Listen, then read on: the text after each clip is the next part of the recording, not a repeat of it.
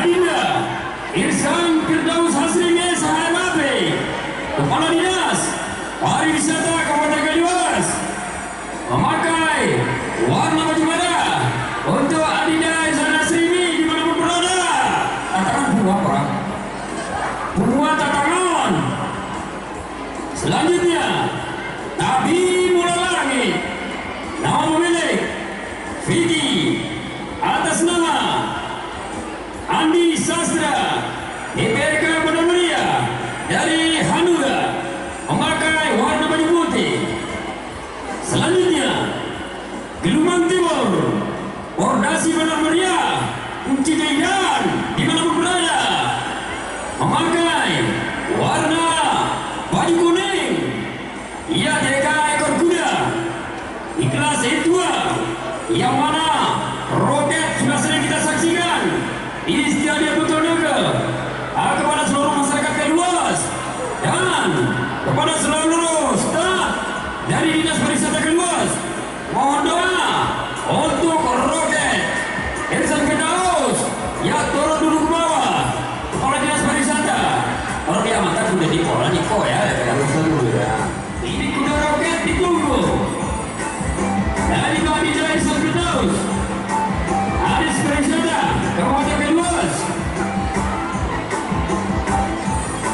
Oke baik, 3 ekor kuda sudah berada di Gelombang Timur.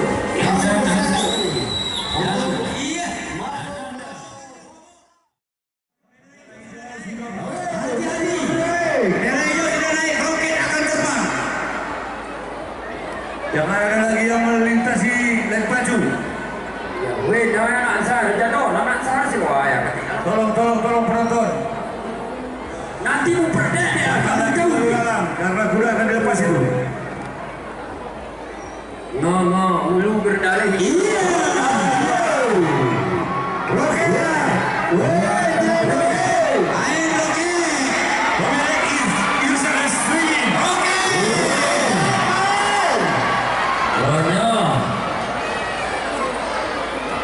Ronya.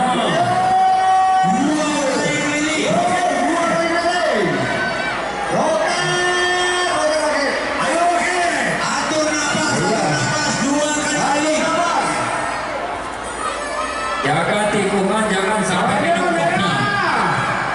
Oke, merah, hati-hati. Awas, di belakang. Roket memimpin. Roket masih memimpin. Atur nafas. Atur nafas 2 kali keliling. Roket harus atur nafas. Karena 2 kali keliling. Oke. Awas, awas, awas. Merah, awas. Itu jangan diganggu. Oke, Daniel.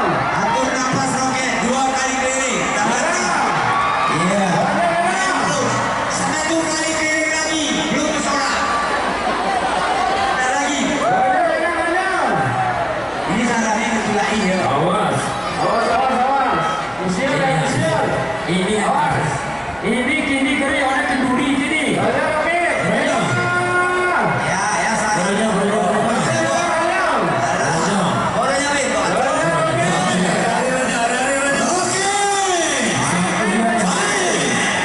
Main, guys. Main. Yo. Roket dibuat. Sesuai namanya. Guys, awas. Raya, oke. Dikik nih, wow. Dikik mio roket. Raya.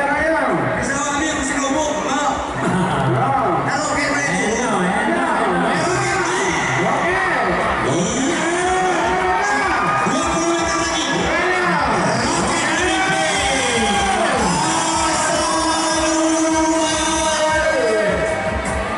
Ini dia roket bekerja. Roket. Disusul oleh Gelombang Timur Kunci Medan.